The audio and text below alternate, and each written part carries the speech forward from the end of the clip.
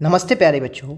Welcome to Namdo classes. Namdo classes के इस YouTube platform पर आपका स्वागत है। आज हम अपने इस वीडियो लेक्चर में चर्चा करने वाले हैं मल्हार कक्षा छठवीं की पाठ्य पुस्तक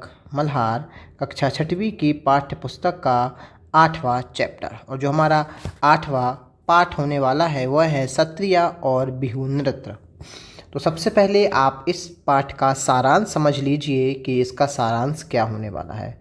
तो इसका सारांश कुछ इस तरह से है कि जो हमारा भारत है वह विविधताओं का देश है। विविधता मतलब क्या होता है बच्चों? विविधता मतलब होता है डाइवर्सिटी का देश है। इसकी जो रंग बिरंगी संस्कृति पूरे विश्व में अनोखी है। यह अर्थात भारत अपनी विशिष्ट नृत्य, संगीत, कला, खान पान की शैली और पारंपरिक रहन सहन से भारत सदा ही जो संपूर्ण संसार है उसको अपनी ओर अट्रैक्ट करता रहा है। तो जो ये पाठ आपका होने वाला है, यह पाठ होने वाला है आपके एक लंदन वासी एक परिवार की जो सदस्य हैं, ब्रिटिश अकादमी से असम की नृत्य परंपरा पर उन्हें क्या करना है, असम की नृत्य परंपरा पर, ट्रेडिशनल पर उनको एक डॉक्यूमेंट्री बनाना है, एक मूवी टाइप की बनाना है ना। तो वो अपनी फुल फैमिली के साथ यहाँ पर आते हैं और उनके साथ उनकी बेटी भी आती है जो 10 इयर्स की है, ठीक है। और जो उसकी माँ है उनका नाम है एलेसेंड्रा और वो फिल्म निर्माता थी, ठीक है। उन्हें एक डॉक्यूमेंट्री बनानी है और यह लोग आते हैं डॉक्यूमेंट्री बनाने अपनी अप्रैल के महीने में। कब आते हैं? अप्रैल के महीने में ये लंदन से आते हैं, ठीक है। और अप्रैल में क्या होता है, उस टाइम पे नया साल होता है ना, क्योंकि बसंत उत्सव आता है, उसकी खुशी में वहाँ पे बिहू नृत्य ये किया जाता है असम में, ठीक है। और जो बिहू नृत्य है यह एक कृषि आधारित नृत्य है। कैसा है? कृषि पर या एग्रीकल्चर पर बेस्ड यहाँ पे ये नृत्य है, ठीक है। चलो, तो वहाँ पे क्या होता है, जब ये आती है तो इन लोग बिहू और सत्रिया नृत्य का क्या करते हैं, फिल्मांकन करते हैं, उसकी फिल्म बनाते हैं, ठीक है। तो उसकी जो बेटी है एंजेला, और यहाँ पे एक जानी मानी लेखिका होती हैं रीना सेन। क्या नाम है उनका? भारत की जानी मानी लेखिका रीना सेन, उनकी बेटी, और जो एलेसेंड्रा और उनकी बेटी दोनों क्या हो जाती हैं, फ्रेंड हो जाती हैं। तो जो रीना सेन है जो लेखिका, उनकी बेटी का नाम है अनु, और एलेसेंड्रा उनकी बेटी का नाम है एंजेला। ये दोनों यहाँ पे खूब खेलती हैं अपने खिलौनों से, है ना, और बहुत अच्छे लोग फ्रेंड हो जाती हैं। और जब ये सब उनकी डॉक्यूमेंट्री बन जाती है तो एंजेला अपनी माँ के साथ, एलेसेंड्रा के साथ लंदन वापस लौटती है और वहाँ पे वो बहुत प्रसन्न होती है और उसके दिमाग में सत्रिया और बिहू नृत्य और जो असम की समृद्ध नृत्य परंपरा है वो हमेशा उसको याद रहती है। चलो, तो ये हमारा पाठ का सारांश हुआ। चलो, अब हम स्टार्ट करते हैं हमारे मेन पार्ट से। एंजेला लंदन के जाने माने इलाके के जिंगटन में रहती थी। उसका स्कूल घर से दूर नहीं था, है ना। एंजेला मतलब उसकी बेटी, है ना। किसकी बेटी? एलेसेंड्रा की बेटी। उसका कोई सगा भाई, सगा मतलब क्या होता है, रियल ब्रदर, उसका रियल ब्रदर एंड सिस्टर उसके नहीं थे। उसे जेम्स और कीरा नाम के दोस्तों के साथ समय बिताना पड़ता था। उसके फ्रेंड कौन थे? उसके फ्रेंड थे जेम्स और कीरा। देखो यहाँ पे अगर आप चित्र देख पा रहे हो तो यहाँ पे आपको ये दिख रही होगी आपको, ये जेम्स होगा और ये कीरा होगी, ये जेम्स होगा और ये कीरा होगी, और ये होगी एंजेला, ठीक है। ये एंजेला, यह देखो, ये भारत के ताजमहल को देख रही है, भारत की सुंदरता को देख रही है ना, और इन लोगों से डिस्कस कर रही है ना। तो वे सब आपस में मिलकर कई काल्पनिक मतलब क्या होता है, इमेजनरी खेल खेला करते थे। उन्हें ऐसी कहानियों का पात्र बनने में मज़ा आता था। देखो यहाँ पे माँ के नीचे अगर आप देख पा रहे हो प्यारे बच्चों, तो ये डॉट डॉट ये बिंदु दिख रही होगी आपको, है ना। ये इसको नुक्ता बोलते हैं ना, ये जा। ये क्या होते हैं? ये विदेशी भाषा जो होती है ना, उर्दू फारसी के ये जो शब्द होते हैं, ये उर्दू फारसी के जो शब्दों में लगती है ये डॉट बिंदु, जिसे हम नुक्ता बोलते हैं, ठीक है, ध्यान रखना। जिनमें दूर दराज, और ये जो आपको चिन्ह दिख रहा है दूर के बाद ये चिन्ह दिख रहा है, ये योजक चिन्ह होता है। क्या होता है? योजक चिन्ह होता है। क्या बोलते हैं इसको? योजक चिन्ह, ठीक है। चलो, जिनमें दूर दराज की दुनिया का जिक्र होता था। एंजेला को हर उस कहानी से प्यार था जिसमें उसे ताजमहल, एफिल टावर, या कोलोजियम की यात्रा पर जाना हो। उसको मतलब इमेजनरी कहानियों से उसको प्यार था। किसको? एंजेला को। उसे बिल्कुल अंदाज़ा नहीं था कि जल्दी ही यात्राओं की उसकी ये कहानी सच साबित होने वाली। उसे पता नहीं था कि अब वो बाहर जाने वाली है। चलो, तो एंजेला की माँ एलेसेंड्रा एक डॉक्यूमेंट्री मतलब होता है शॉर्ट फिल्म बोलते हैं डॉक्यूमेंट्रीज को। तो शॉर्ट फिल्म निर्माता थी। उन्हें लंदन की ब्रिटिश अकादमी से, है ना, जो क्या थी, वो फिल्म निर्माता थी, डॉक्यूमेंट्री फिल्म मूवी बनाती थी। तो उन्हें लंदन की जो ब्रिटिश अकेडमी थी उससे उसने बोला कि आप असम की नृत्य परंपरा, जो असम की जो नृत्य है, डांस है, उस पर एक डॉक्यूमेंट्री बनाने के लिए वित्तीय मदद दी गई थी। क्या? उसको फाइनेंशियल उसको पैसा दिया गया था कि आप भारत जाओ और असम भारत के असम स्टेट में जाओ और असम में आप क्या बनाओ, ये जो डांस होते हैं उन पर एक डॉक्यूमेंट्री बनाओ। पेचीदा पेचीदा मतलब कठिन बात तो यह थी कि उसके पास इस काम को पूरा करने के लिए सिर्फ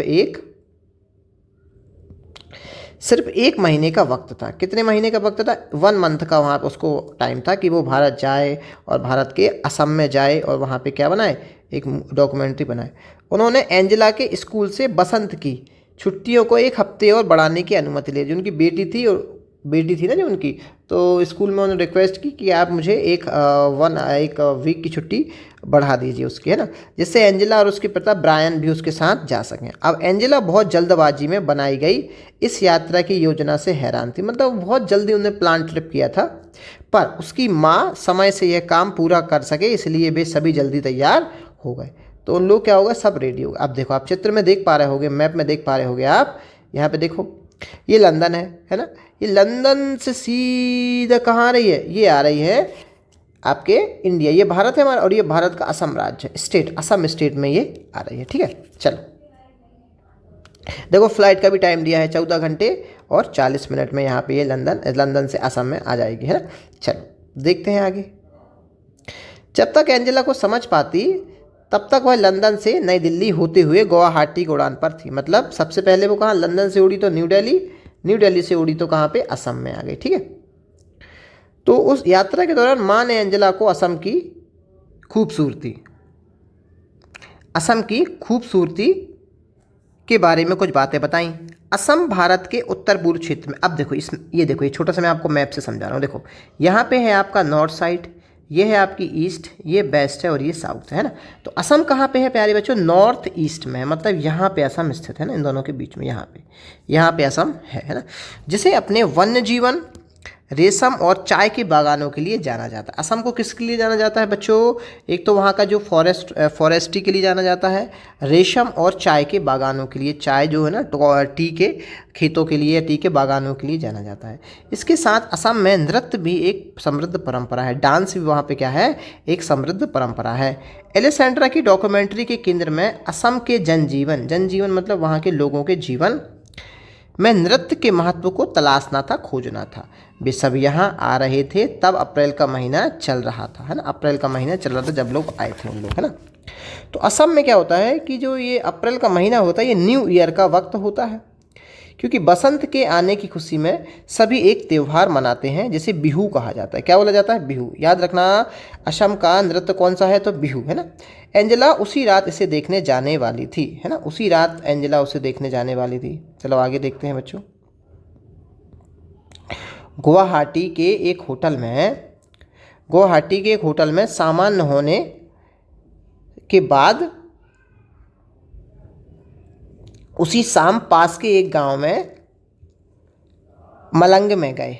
अब एक प्रोग्राम होता होगा मलंग, वहाँ पे वो लोग गए। तो गांव पहुँचने पर माँ ने एंजेला को बताया कि बिहू एक, किसने बताया? माँ ने एंजेला को बताया, अपनी बेटी को बता रही है कि बिहू क्या है? एक एग्रीकल्चर बेस्ड फेस्टिवल है। कैसा फेस्टिवल है? एग्रीकल्चर बेस्ड फेस्टिवल है, ABF, है ना। भारत में जनसंख्या का एक बड़ा हिस्सा किसानों का है। यहाँ पे माँ बता रही है, यहाँ पे माँ अपनी बेटी को बता रही है प्यारे बच्चों कि जो असम में बिहू एक एग्रीकल्चर बेस्ड फेस्टिवल है और भारत में, इंडिया में जनसंख्या का, पॉपुलेशन का एक बड़ा हिस्सा किसका है? फार्मर का है, मतलब किसानों का है। ठीक है, असम में बिहू साल में 3 बार मनाया जाता है। असम में कितनी बार मनाया जाता है? 3 बार। याद रखना ये कि बिहू साल में कितनी बार मनाया जाता है? 3 बार। सबसे पहले जब किसान बीज बोते हैं, मतलब जब धरती में क्या डालते हैं, भूमि में बीज डालते हैं। फिर जब वे धान रोपते हैं, धान रोपते हैं मतलब चावल को रोपते हैं। फिर तब जब खेतों में अनाज प्रिपेयर हो जाता है ना। एंजेला कार से उतरी, वहाँ आसपास उत्सव जैसा माहौल देखकर, उत्सव मतलब खुशी भरा माहौल देखकर वह हतप्रथ थी। हतप्रथ थी मतलब परेशान थी, मतलब एकदम से चौंक गई थी। वहाँ एक बड़े से बरगद के पेड़ के नीचे मंच बनाया गया था। मंच मतलब क्या होता है? जहाँ पे ऑडिटोरियम में बड़ा बड़ा मंच नहीं होता, उसको मंच बोलते हैं। वह जगह लोगों से भरी हुई थी। एंजेला ने एक पेड़ के नीचे एक साथ इतने लोगों को पहले कभी नहीं देखा था। किसने? एंजेला ने, जो उनकी बेटी थी, है ना। वहाँ खुले आसमान के नीचे लोगों के बीच बैठकर उसे ऐसा लग रहा था जैसे वह आश्चर्यजनक रूप से किसी टाइम मशीन में आकर बैठ गई हो। मतलब वो अपने मन में कल्पना नहीं करती थी, इमेजिनरी स्टोरीज बनाती थी ना, तो वो वैसा ही लग रहा था। क्या यह या क्या वह उस वक्त किसी सपनों की दुनिया में थी? ऐसा वो सोच रही थी। वह मंत्रमुग्ध होकर, मतलब बिल्कुल शांत बैठकर वहाँ लड़के लड़कियों को बसंत ऋतु के आगमन पर नृत्य करते हुए देख रही थी। कौन? एंजेला। एंजेला ने इस बात पर ध्यान दिया कि लड़कों ने वाद्य यंत्र ले रखे हैं। वाद्य यंत्र मतलब बजाने वाले यंत्र ले रखे हैं, और लड़कियों ने लाल और बादामी रंग की गहरी डिज़ाइन वाली खूबसूरत पोशाक, पोशाक मतलब क्या होता है? पहनना, कोई चीज़, कपड़ा पहनना, पहन रखी है। वे सभी काफ़ी रंगीन और मस्त लग रहे, मतलब सुंदर लग रहे थे। उनका जो हिलता डुलता शरीर था, हाथ पैर की हलचल से समझ आ रहा था कि वे मौज मस्ती के साथ, मतलब बहुत खुशी के साथ डांस कर रहे हैं, डांस में खोए हुए हैं। उसकी इच्छा हुई कि वह भी घर पर बसंत के आगमन पर ऐसे ही नृत्य करेगी, मतलब लंदन में वह ऐसे ही नृत्य करेगी, उसकी ऐसी इच्छा हुई। देखो, आप देख सकते हो कि यहाँ पे देखो प्यारे बच्चों, ये जो वाद्य यंत्र लिए हुए हैं, वाद्य यंत्र मतलब क्या होता है? ये देखो, ये वाद्य यंत्र लिए हुए हैं। वाद्य यंत्र मतलब क्या होता है? ये बजाने के यंत्र, जो बजाने वाले, देखो ये बजाने वाले यंत्र लिए हुए हैं, और लड़कियाँ तरह तरह की पोशाक पहने हुए हैं। ठीक है, चलो। बिहू नृत्य और इसके उत्सव से अचंभित एंजेला और उसके परिवार ने इसके साथ लजीज, लजीज मतलब क्या होता है? पकवान। लजीज मतलब कहते नहीं है, लजीज सब्जी बनी है, इस टाइप से अच्छे पकवानों को उन्होंने पूरा आनंद लिया। और जब वे वापस लौटे तब माँ ने एंजेला से पूछा कि उसे बिहू कैसा लगा। माँ ने अपनी बेटी से पूछा कि उसे बिहू नृत्य कैसा लगा। तो एंजेला के मन में कई तरह के विचार चल रहे थे। उसे अच्छा लगा कि इस उत्सव और नृत्य दोनों को बिहू कहा जाता है ना। उसने माँ से पूछा कि क्या संगीत और नृत्य सिर्फ त्योहारों पर ही होते हैं? माँ ने बताया, पूरी दुनिया की संस्कृतियों में लोग नृत्य और संगीत से अपनी भावनाओं को व्यक्त करते हैं। देखो बेटा, क्या बोला है? भावनाएं, फीलिंग्स को व्यक्त करते हैं, है ना। खासतौर से भारत में बहुतायत, बहुतायत मतलब बहुत ज़्यादा ऐसा होता है। असम का बिहू नृत्य ग्रामीण जनजीवन के साथ साथ, ग्रामीण मतलब रूरल लोगों के साथ साथ फसल लगाने से लेकर बसंत के आगमन से जुड़ा हुआ है। कौन सा? बिहू नृत्य। चलो आगे देखते हैं। एंजेला की माँ अगले कुछ दिन डॉक्यूमेंट्री तक से जुड़ा एंजेला की माँ अगले कुछ दिन डॉक्यूमेंट्री के तथ्य मतलब फैक्ट्स जुटाने और साक्षात्कार मतलब होता है इंटरव्यू, साक्षात्कार मतलब क्या होता है? इंटरव्यू लेने में व्यस्त रही। एंजेला ने काफ़ी सारी बातों पर दूर से ही गौर किया। उसने महसूस किया कि लंदन के जीवन से यहाँ सब कुछ कितना अलग था। अब देखो, लंदन का जीवन अलग है और यहाँ का जनजीवन बिल्कुल अलग है।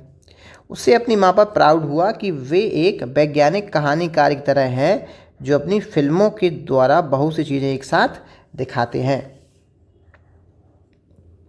अगले दिन वे उत्तरी असम की तरफ, देखो उत्तरी असम की तरफ मतलब वो नॉर्थ साइड गए, रवाना हुए, जहाँ सभी सत्रों अर्थात मठों की पीठ है ना। जैसे जो बौद्ध मठ होते हैं ना, वहाँ पे मठ वगैरह हैं, मंदिर वगैरह हैं। वे सभी एक सत्र के पास रहने के लिए जाने वाले थे और सत्रीय नृत्य का फिल्मांकन करने वाले। देखो, उन्होंने बिहू का तो फिल्मांकन कर लिया था, अब वो सत्रीय नृत्य का फिल्मांकन करने वाले थे। जब वे दक्षिणा पथ सत्र पहुँचे तब वहाँ उनकी मुलाकात रीना सेन से हुई। चलो अब यहाँ पे देखो, मुलाकात किससे हो रही है? रीना सेन से। कब हुई मुलाकात? जब वे सत्रीय नृत्य का फिल्मांकन करने लगे, जो असम की एक जानी मानी लेखिका थी। कौन? रीना सेन। उस हफ्ते उन लोगों को रीना सेन के घर पर ही रुकना था। कहाँ रुकना था? रीना सेन के घर पर रुकना था। आगे देखो बच्चों। रीना सेन के घर पर ही रुकना था। रीना आंटी की एक बिटिया थी, उसका नाम था अनु। क्या नाम था उसका? अनु। अनु और एंजेला, अब देखो जी, अब यहाँ पे देखो चीज़ें चेंज होगी। अनु एंड एंजेला यहाँ पर एक दूसरे की तरफ देखा और उन दोनों की ही उम्र 10 ईयर्स थी। दोनों की उम्र कितनी थी? 10 ईयर्स थी। दोनों ने इंग्लिश में बातचीत चालू की। किस में बातचीत चालू की? इंग्लिश में बातचीत चालू की। अनु ने एंजेला को कुछ असमिया शब्द भी सिखाए। असमिया में जैसे असम की भाषा क्या है? असमिया शब्द सिखाए। एंजेला को अनु के खिलौने बहुत अच्छे लगे। उसके जो टॉयज थे ना, अच्छे लगे, जो थोड़े अलग तरह के थे। गुड़िया, लकड़ी के खिलौने थे, नारियल की जटा, नारियल जो होता है ना उसकी जटा निकलती है, उससे बने घर, कितने अनोखे खिलौने थे। मतलब उसे बहुत अच्छे उसके खिलौने थे। उसने लंदन में ऐसे खिलौने कभी नहीं देखे थे। जब वो लंदन में रहती थी तो उसने कभी ऐसे खिलौने नहीं देखे थे। अनु का पसंदीदा खिलौना लकड़ी का बना तीर कमान। तीर कमान समझते हो? ये देखो, इस टाइप से आपका तीर कमान होता है और यहाँ पे तीर लगा के हम मारते हैं, तीर कमान, जिसे लेकर उसे राम बनना बहुत अच्छा था। किसे? अनु को। एंजेला उसकी विरोधी बनी थी। विरोधी मतलब जैसे जो यहाँ पे जो अनु थी ना, अनु तीर चला रही थी और वो विरोधी बनी थी, है ना, ऐसा कुछ बताया गया। शक्तिशाली रावण, वे एक साथ खेल रहे थे। उस कूद-फांद और लड़ाई का कोई अंत नहीं था, है ना, वो मस्ती मजाक में वो लड़ाई कर रहे थे ना। एंजेला और अनु ने देखा कि एलेसेंड्रा ने वैष्णव मठ, है ना, वैष्णव मठ के सभागार में नृत्य कर रहे युवा साथियों का फिल्मांकन चालू किया, उनका वीडियो बनाना चालू किया।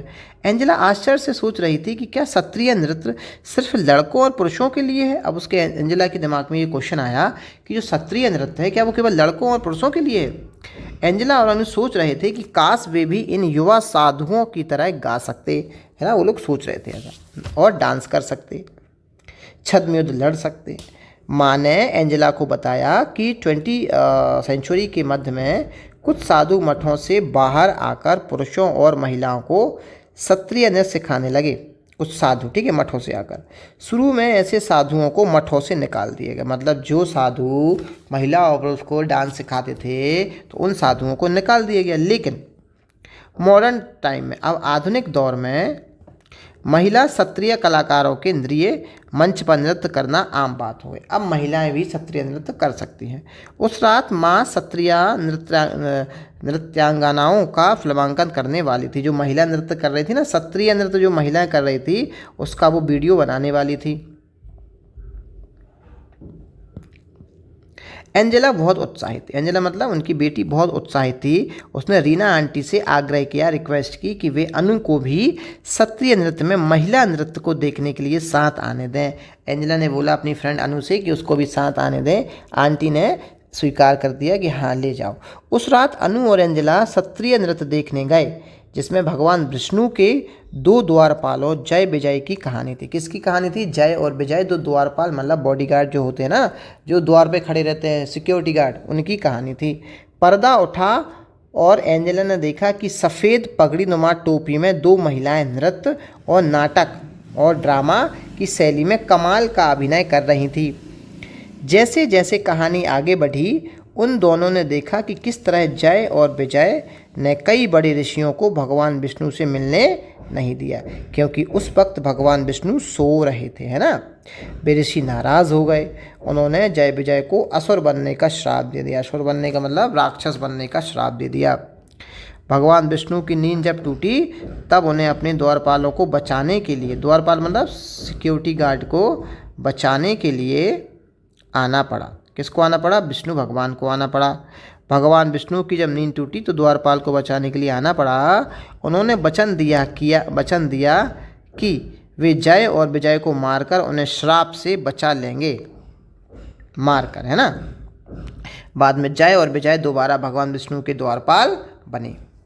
एंजेला को ये कहानी नाटकीय और दिलचस्प लगी, उसे बहुत अच्छी लगी। क्षत्रिय महिला नृत्यांगनों ने जिस प्रकार की शक्ति, बल और आकर्षण उन्होंने रिप्रेजेंट किया वह अद्भुत था। एंजेला को लगा कि उन महिला कलाकारों की प्रस्तुति क्षत्रिय नृत्य कराने वाले पुरुष कलाकारों से भी बेहतर थी। तो देखो, और महिलाओं को नृत्य करने नहीं दिया जाता था पहले, है ना। देखो, इसके बाद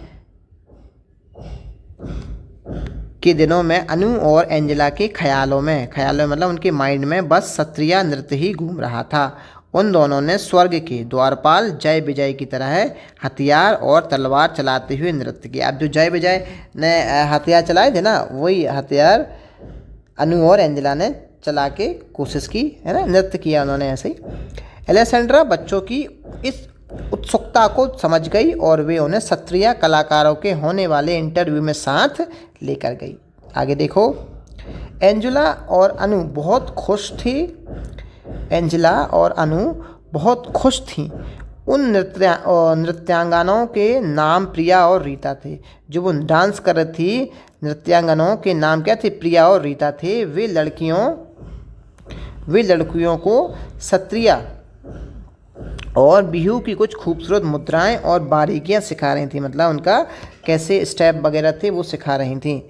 एंजेला अत्यधिक प्रसन्न थी। वापस लौटने के बाद भी वह चलने, खाना खाने और यहाँ तक कि खेलने के दौरान भी नृत्य करती रही। अब देखो वापस लंदन आ गई। वापस लंदन के जाने के बाद वह उन सभी रिकॉर्डिंग्स उसकी माँ करके ले गई थी, वो देखती रही, जो उसकी माँ ने रिकॉर्ड की थी। पूरे उत्साह के साथ वह असम की समृद्ध नृत्य परंपरा को याद करती रही, रंग बिरंगा, क्षत्रिय और आनंदित करने वाला बिहू नृत्य को। ठीक है, माँ उसकी गहरी रुचि को समझ गई और उन्होंने पापा के साथ मिलकर एंजेला के लिए असमी नृत्य पर एक शानदार योजना प्लान तैयार की। एंजेला ने लंदन में अपनी कक्षा में स्वयं, उसने अपनी क्लास में खुद किए गए नृत्य की वीडियो रिकॉर्डिंग के साथ उसने प्रदर्शन भी किया। मतलब जो वो यहाँ से देखी गई थी वहाँ पे उसने वहाँ पे प्रदर्शन किया, मतलब वहाँ पे उसने डांस किया होगा, है ना। हाँ, एंजेला ने लंदन में अपनी कक्षा में स्वयं वीडियो रिकॉर्डिंग के साथ उसका डांस किया। उसके सहपाठियों, मतलब जो उसके क्लासमेट थे, और शिक्षकों, टीचर्स को यह बहुत पसंद आया। एंजेला इस बात से बहुत रोमांचित थी कि वह असम के खूबसूरत नृत्यों की झलक उन सभी को दिखा पाई। उसे बहुत अच्छा लग रहा था। माँ को भी हर बार ऐसा ही अच्छा लगता होगा जब वे कोई फिल्म बनाती होंगी, वह ऐसा सोच रही थी एंजेला। अब एंजेला के पास अपने लिए असम के नृत्यों, बिहू और क्षत्रिय के साथ अपना खुद का मनोरंजन था। तो ये पाठ था हमारा क्षत्रिय और बिहू नृत्य का।